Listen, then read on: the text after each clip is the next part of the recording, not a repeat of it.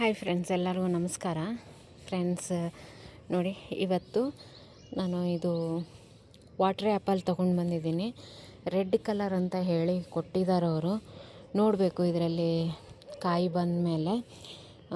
ನಾನು ಇದನ್ನು ಇಲ್ಲೇ ನಮ್ಮ ಲೋಕಲ್ ನರ್ಸರಿನಲ್ಲಿ ತೊಗೊಂಡು ಬಂದಿರೋದು. ತುಂಬ ದಿನದಿಂದ ತೊಗೋಬೇಕು ಅನ್ನೋದಿತ್ತು. ಹೋಗಿದ್ದೆ ನಾನು ಬೇರೆ ಯಾವುದಾದ್ರೂ ಗಿಡ ಸಿಗುತ್ತಾ ಅಂತ ನೋಡೋದಕ್ಕೆ.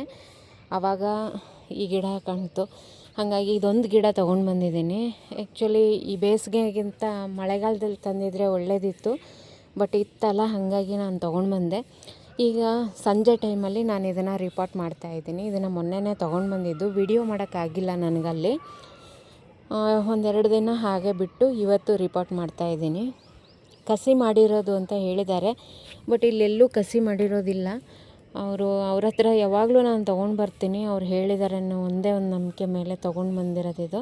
1 ವರ್ಷಕ್ಕೆ ಇದರಲ್ಲಿ ಕಾಯಿ ಬರುತ್ತೆ ಅಂತ ಹೇಳಿದ್ದಾರೆ ಅವರು. ನೋಡೋಣ. ನಾನು ಈ ಪಾಟನ್ನು ಸೆಲೆಕ್ಟ್ ಮಾಡ್ಕೊಂಡಿದ್ದೀನಿ. ಈ ಪೇಂಟ್ ಡಬ್ಬ ಇದೆಯಲ್ಲ, 20 ಲೀಟ್ರ್ ಇರ್ಬೋದು ಇದು. ಇದಕ್ಕೆ ಹೋಲ್ ಮಾಡಿದ್ದೀನಿ.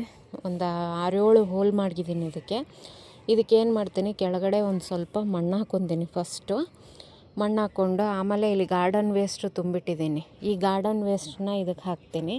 ಅದಾದಮೇಲೆ ಇಲ್ಲಿ ಕಿಚನ್ ವೇಸ್ಟ್ ತೊಗೊಂಡು ಬಂದಿದ್ದೀನಿ, ಅದನ್ನೂ ಕೂಡ ಇದಕ್ಕೆ ಹಾಕ್ಕೊತೀನಿ. ಹಾಕ್ಕೊಂಬಿಟ್ಟು ಆಮೇಲೆ ಇದ್ರ ಮೇಲೆ ಮಣ್ಣನ್ನು ಹಾಕ್ಕೋತೀನಿ. ಇಲ್ಲಿ ರೆಡಿ ಮಾಡಿ ಇಟ್ಟಿದ್ದೀನಿ.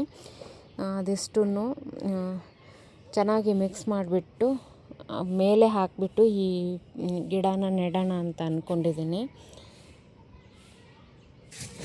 ಈ ಮಣ್ಣಿಗೆ ನಾನು ಬೂದಿ, ಹಾಗೆ ಒಂದು ಸ್ವಲ್ಪ ವರ್ಮಿ ಕಂಪೋಸ್ಟು, ಆಮೇಲೆ ಇದು ಮಣ್ಣಲ್ಲಿ ಮರಳಿದೆ, ಜಿಡ್ಡು ಮಣ್ಣಲ್ಲ ಇದು. ಹಂಗಾಗಿ ನಾನು ಇದನ್ನೇ ಯೂಸ್ ಮಾಡ್ತಾಯಿದ್ದೀನಿ.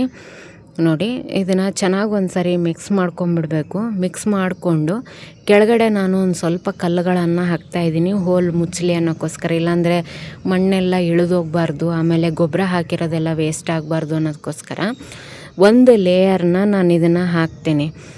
ಅಂದರೆ ಒಂದು 2-3 ಇಂಚಷ್ಟು ನಾನು ಮಣ್ಣನ್ನು ಸೇರಿಸ್ತಾ ಇದ್ದೀನಿ. ಯಾಕಂದರೆ ದೊಡ್ಡ ಪಾಟ್ ಇದೆ ಅಲ್ವಾ, ಹಾಗಾಗಿ ಒಂದು 2-3 ಇಂಚಷ್ಟು ನಾನು ಮಣ್ಣನ್ನು ಹಾಕ್ತೀನಿ ಇದಕ್ಕೆ. ನಾವು ಹಣ್ಣಿನ ಗಿಡ, ತರಕಾರಿ ಗಿಡ ಯಾವುದನ್ನೇ ಹಾಕಲಿ, ನಾವು ಇದಕ್ಕೆ ಜಾಸ್ತಿ ಕಂಪೋಸ್ಟ್ ಅದು ಇರಬೇಕು. ಇಲ್ಲ ಅಂದರೆ ಏನಾಗುತ್ತೆ, ಹಣ್ಣು, ಕಾಯಿ, ತರಕಾರಿ ಏನೂ ಬರೋದಿಲ್ಲ ಫ್ರೆಂಡ್ಸ್. ಇದರಲ್ಲಿ ನಾವು ಗೊಬ್ಬರ ಹಾಕಲೇಬೇಕು. ಒಂದು ಸರಿ ಯೂಸ್ ಮಾಡಿದಂಥ ಮಣ್ಣಲ್ಲಂತೂ ನೀವು ಕಂಪಲ್ಸರಿಯಾಗಿ ಕಂಪೋಸ್ಟನ್ನು ಹಾಕಬೇಕಾಗತ್ತೆ. ಇಲ್ಲಿ ನೋಡಿ, ಒಂದು ಲೇಯರ್ ನಾನು ಹಾಕಿದೆ. ಈಗ ಈ ಗಾರ್ಡನ್ ವೇಸ್ಟನ್ನು ಹಾಕ್ತಾಯಿದ್ದೀನಿ. ಒಣಗಿರುವಂಥ ಎಲೆಗಳು, ಆಮೇಲೆ ನಾವು ಹೂಗಳು ಆದೋದ್ಮೇಲೆ ಕಟ್ ಮಾಡಿರ್ತೀವಲ್ಲ ಅದನ್ನು, ಈ ಥರದ್ದು ಡ್ರೈ ಆಗಿರುವಂಥದ್ದನ್ನು ಹಾಕ್ಬೋದು. ನಿಮ್ಮ ಹತ್ರ ಬ್ರೌನ್ ಪೇಪರು, ರಟ್ಟು ಈ ಥರ ಇದ್ದರೆ ಅದನ್ನು ಕೂಡ ನೀವು ಯೂಸ್ ಮಾಡ್ಬೋದು. ಅದು ಕೂಡ ಏನೂ ಸಮಸ್ಯೆ ಆಗಲ್ಲ. ಅದರಿಂದ ಕೂಡ ಕಂಪೋಸ್ಟು ತುಂಬ ಚೆನ್ನಾಗಾಗತ್ತೆ. ಈಗ ನಾವು ಒಣಗಿರುವಂಥ ಕಸನ ಹಾಕಿದ್ವಿ. ಈಗ ನಾನು ಕಿಚನ್ ವೇಸ್ಟನ್ನು ಹಾಕ್ಕೋತೀನಿ. ಕಿಚನ್ ವೇಸ್ಟು ನಾನು ಎತ್ತಿಟ್ಟಿದ್ದೆ. ಈ ಹಣ್ಣಿನ ಗಿಡಗಳನ್ನು ನಾವು ನೆಡಬೇಕು, ತರಕಾರಿ ಗಿಡಗಳನ್ನು ನೆಡಬೇಕು ಅಂದರೆ ಈ ರೀತಿಯಾಗಿ ಎತ್ತಿಟ್ಟಿರ್ತೀನಿ ನಾನು.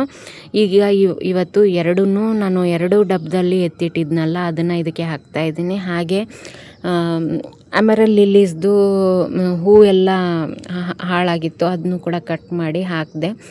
ಎಷ್ಟು ಸಾಧ್ಯ ಆಗುತ್ತಲ್ಲ ಅಷ್ಟು ಇದಕ್ಕೆ ಹಾಕಬೇಕು. ಒಣಗಿರುವಂಥ ಕಸನ ಕೆಳಗಡೆ ಹಾಕಬೇಕು, ಹಸಿ ಕಸನ ಮೇಲೆ ಹಾಕಬೇಕು. ಇದರಿಂದ ಏನಾಗುತ್ತೆ, ಹಸಿ ಕಸ ಕಂಪೋಸ್ಟ್ ಆಗ್ತಾ ನೀರನ್ನು ಬಿಡುತ್ತೆ. ಆ ನೀರು ಒಣಗಿರೋ ಕಸಕ್ಕೆ ಹೋಗುತ್ತೆ. ಒಣಗಿರೋ ಕಸ ಕೂಡ ಕೊಳ್ತೋಗೋಕ್ಕೆ ಅನುಕೂಲ ಆಗುತ್ತೆ. ಅದು ಮಣ್ಣಿಗೆ ಸೇರ್ಕೊಳುತ್ತೆ. ಆಮೇಲೆ ಇದರಿಂದ ಏನಂದರೆ ನಮ್ಮ ಗಿಡ ಹಚ್ಚಿದಾಗ ಚೆನ್ನಾಗಿ ಗ್ರೋ ಆಗುತ್ತೆ. ಕಂಪೋಸ್ಟ್ ರೆಡಿ ಆಗಿಬಿಟ್ಟು ಗಿಡ ಚೆನ್ನಾಗಿ ಗ್ರೋ ಆಗೋದಕ್ಕೆ ಅನುಕೂಲ ಮಾಡಿಕೊಡುತ್ತೆ. ಅದಕ್ಕೆ ಫುಡ್ ಸಿಗುತ್ತೆ. ಈಗ ನೋಡಿ, ನಾನು 2 ಡಬ್ಬದಲ್ಲಿರುವಂಥ ಹಸಿ ಕಸನ ಹಾಕಿದೆ. ಈಗ ಮಣ್ಣನ್ನು ಇದಕ್ಕೆ ತುಂಬ್ಕೊತಾ ಇದ್ದೀನಿ. ನಾನೇನು ಮಿಕ್ಸ್ ಮಾಡಿ ಇಟ್ಟಿದ್ನಲ್ಲ ಅದೇ ಮಣ್ಣನ್ನು ಇದಕ್ಕೆ ತುಂಬ್ತಾ ಇದ್ದೀನಿ, ಒಂದೇ ಸರಿ ಹಾಕೋದಕ್ಕೆ ಅನುಕೂಲ ಆಗಲಿ ಅನ್ನೋಕ್ಕೋಸ್ಕರ. ಇದಿಷ್ಟು ಮಣ್ಣನ್ನು ಈಗ ಆ ಒಂದು ಹಸಿ ಕಸದ ಮೇಲೆ ಹಾಕ್ಕೊಂಬಿಡ್ತೀನಿ ನಾನು. ಈ ರೀತಿ ಮಾಡೋದ್ರಿಂದ ನಮಗೆ ಪದೇ ಗಿಡಗಳಿಗೆ ಗೊಬ್ಬರ ಕೊಡುವಂಥ ಅವಶ್ಯಕತೆ ಬೀಳೋದಿಲ್ಲ. ಅದಕ್ಕೋಸ್ಕರ ಈಗ ನೋಡಿ, ಇದಕ್ಕೆ ನಾನು ಈ ಮಣ್ಣನ್ನು ಹಾಕ್ಕೊಂಬಿಡ್ತೀನಿ. ಈ ಮಣ್ಣನ್ನು ಪೂರ್ತಿಯಾಗಿ ಹಾಕ್ಕೊಂಡು ಚೆನ್ನಾಗಿ ಒಂದು ಸರಿ ಕೆಳಗಡೆ ಒತ್ಕೊತೀನಿ ನಾನು. ಇದನ್ನು ಈ ರೀತಿಯಾಗಿ ಮಾಡಿಬಿಟ್ಟು ಒಂದು 4 ದಿನ ಅಥವಾ ವಾರದ ತನಕ ನೀವು ಬಿಟ್ಟರೆ ತುಂಬ ಒಳ್ಳೆಯದು. ಆ್ಯಕ್ಚುಲಿ ಬಿಟ್ಟಾಗ ಏನಾಗುತ್ತೆ, ಅದು ಕಂಪೋಸ್ಟ್ ರೆಡಿ ಆಗ್ತಾ ಇರುತ್ತೆ. ಬಟ್ ಈಗ ನನಗೆ ಟೈಮ್ ಇಲ್ಲ, ಹಾಗಾಗಿ ನಾನು ಈ ಗಿಡನ ಹಚ್ತಾ ಇದ್ದೀನಿ.